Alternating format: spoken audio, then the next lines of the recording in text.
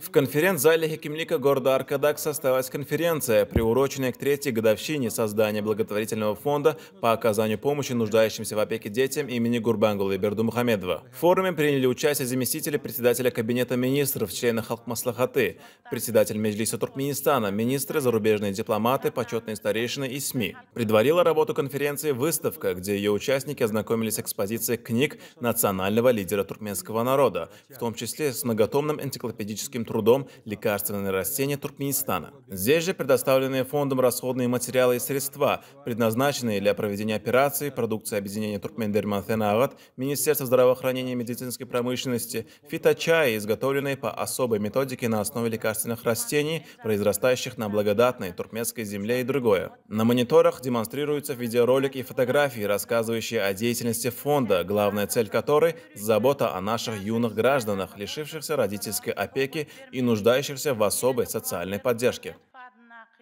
Конференция была очень плодотворная, интересная, потому что все участвующие в этой конференции обсуждали все необходимые моменты, аспекты деятельности фонда, а также сами детки участвовали. И эта конференция обрела интерактивный характер, потому что на организованной выставке, где детки сами знакомили гостей своими рисунками, исполняли песни. Каждый ребенок, когда чувствует, что о нем заботятся, его здоровье восстанавливается, у него появляется вера в завтрашний день.